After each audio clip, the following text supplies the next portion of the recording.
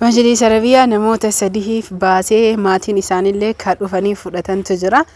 Assalamu alaikum warahmatullahi wabarakatuh. Ashama harkafuuni Oromoo koo guutuu jirra jirtu amantiif kutaan osoo waliin qoodin isiniin jedha. Namoonni hedduu Majlis Arabiyaa diimaa nagaafataa turtanii abbaa tiknisaa soddomaati Majlis Arabiyaan kuni jechuudha. Bifni diimaan isa kana jechuudha. Ammuutuyyuu bifa diimaa kana qofa tahee abaaboon isaa kalara biraallee diizaayinii biraa akka tahetu jira. Hundi keessanuyyuu jechuudha. Wanni asirratti addaan baasee isin agarsiisuu barbaadu hunda isaa sururra yookiin ziippiin hojjadhee jechuudha. Tikkaa isaa akkasuma mootuyyuu tiraasii isaa majlis nummaan irra teettanii fi ka itti hirkattanillee haala kanaan jechuudha. Achitti yeroo san roobnillee baay'ee roobaa jira yeroo meeshaa feenuu sanii akkasuma mootuyyuu itti aansun ammootuyyuu namoonni heddulleen hin jira hin haasanii kolfanii hin taphatanii warroota meeshaa kana fe'achuu dhufan meeshaa kana ani geessoo doon tahin isaantuyyuu maatiin dhufee fudhate. Akkuma sitti argitan kana kunoo tiraasii yookiin makaddaan isaa xiqqoon hedduu jechuudha keessi isaa isboonjii tokkoffaa tahee hedduu jabaatadha jechuun namatti tolatti hirkataa fi kun ammoo boondidii isa tokkoffaadha. Kunoo ija keessanii ilaalaa hunda isaa ziippii irraa baasanii akka miiccachuu danda'anitti akkasuma ammoo namoonni hedduun jechuudha yoo isinii danda'ame ziippii keessan carqii biraa itti hodhisiisullee ni dandeettanii jechuudha. Haa ta'u malee hundaafuyyaan haala kanaan isa hojjadhee jechuudha majlisaa kana. Sababbiin isaa ufumaa kiyyaa itti yaadeeti hordoftoota fi kabajamtoota kiyya kunoo kunillee boondidiidha yookiin xibbii isa jettanii sanii biyya Arabaatitti haala kanaan innis ka hojjetame gimmaasha mitira 6 jechuudha. Gatiin inni ittiin hojjetame kan ammaa jechuudha 64,000 hojjannee baasnee jechuudha. Isa warra amma guyyaa 11 dura ajajee kanaan isiniin jedhe warri keessan qubana qabdan hin jirtani. Duraan ammootuyyuu 60,000 ture amma xiqqoo dabalee sababa doolaaraa jedhanii haala kanaan ajanye. Kana qofa odoon tahin haalata amma sitti argitan kanaan jechuudha duuba isaa guutuu banee sochaasee kan isin agarsiisu taha. Namoonni bifa diimaa ajajachuu barbaadan kunoo diimaa jechuun isa kana nama hedduutu na gaafate jiddumaan mee lakkoofsa bilbilaa kiyya asirra jiru kanaan na dubbisuu waatisaappiin teelegiraamiidhaan ni dandeettanii ammoo imoo namoonni hedduu waan baay'ateef isin keessummeessuu dadhabuu kiyyaafillee dhiifama isiniin jedha.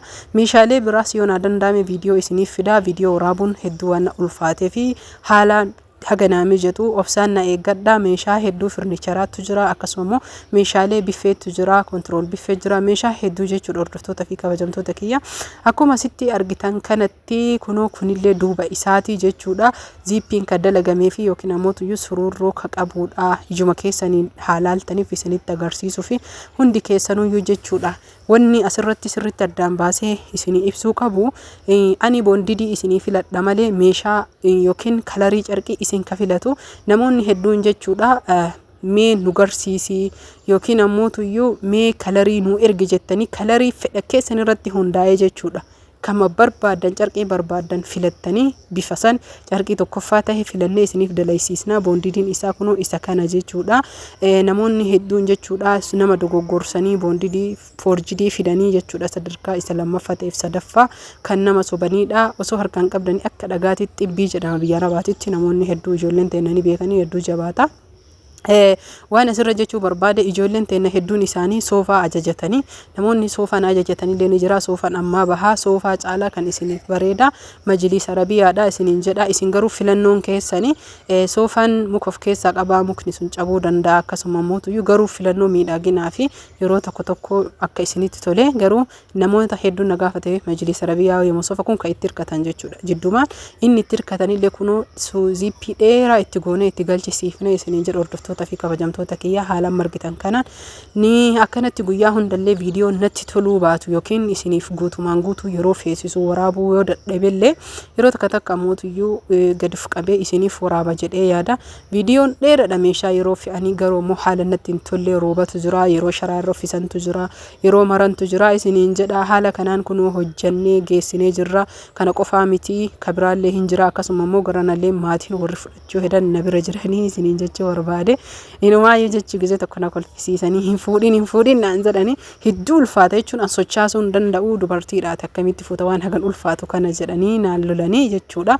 Lafarra dhiibee malee fuudhuu hin danda'u isinillee dubartoonni keenya warra achi miidhamtanii galtan hin fuudhinaa isiniin jedha. Hedduu ulfaataadha hedduu guddaadha jechuun xibbii yookiin ammoo boondidii isa tokkoffaa maaladaa jedhan tokko waan ta'eef hin ulfaata sochaasuun isaa jechuu kalafa karra ta'an sanii miti kammaan duuda duubatu haga ulfaatu wallaahi anaaf rabbitu beeka sochaasu dadhabee hin kaasa jedhee amgasii ammoo namni waan jiruuf nama biraa godhee kan itti aanutti waliin itti fufna jechuudha inni kunillee isuma saniidha garuu ammoo diizaayinii xiqqoo gargar ta'ee fi akkasuma ammoo kalarrillee garagaraadha diizaayiniin kun diizaayinii yeroo ammaa na biratti dalagamaa jiru hedduu bareedaa tahee tikkaa isaas tahee akkasuma ammoo tuyyuu makaddaan isaallee hedduu jechuudha bakka hedduu galateeffachuu barbaada ijoollee achitti na gargaaranii na guuranii jedhan yeroo anguuru yeroo ani waraabu akkasuma mootuyyuu hunduma keessanuyyuu maatii kiyya warri na jajjabeessitanis tahee warri ajajataa jirtan akkasuma mootuyyuu warri yoo viidiyoo illee waraabuu baatte meeshaa kennaa baga nagaan nu galchitettanii keessan dubbiftan hedduu na galatooma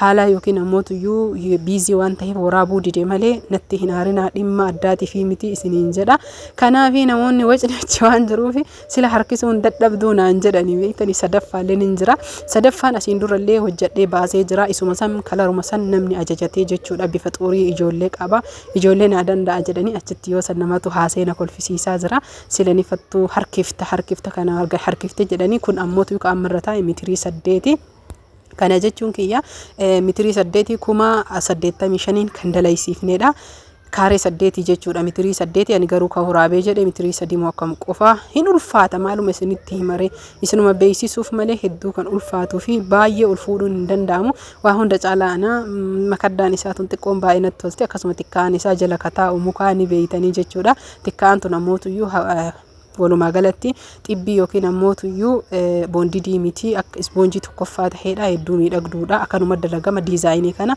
kun ammootuyyuu mukaa akka qorii godhanii jechuudha tolchanii ani yeroo sanitti viidiyoo kallattii waraabbataa jira qushqush godhee garuu ammootuyyuu yoo galeenii jedhu sagalee gocaa jira ka makiinaa jira karoobaa jira hedduu jechuudha waan roobuu fi haala kanaan viidiyoon iyyuu jechuudha akkanatti isiniif waraabbamee akkuma isin quba qabaattan yookiin jira hojii irra jira jechuu isiniin barbaade namoonni ajajachuu barbaadan majlis arabiyaa qofa osoo hin tahin meeshaaleen biraallee hedduutu jira akkasuma immoo meeshaa isin barbaadan jechuudha nyaata dhugaatii irra uffatarraa wanuma barbaadan heloo jettanii ajajattan an isiniif geessoo danda'a isiniin jedhaa bite kunoo warri kun ammootuyyuu warra garanaatii rakkoon qabu jedhanii yeroo sanitti isaan haasawuu barbaadanii warra meeshaa ofii fudhataa jiru warra sadaffaati jechuudha majlis amma irra taa'an kana isaan hedduu kan jaalatanii fi ijoolleefillee kalarri kun hedduu bareeda jedhanii asiin durallee baasnee jirra ammas jechuudha irra deebi'uudhaan gimmaasha yookiin ammoo dhiifama walakkaa firiija haa baafatanii jiranii isaanillee kana asitti tikkaa'aa maal akkasuma mootuyyuu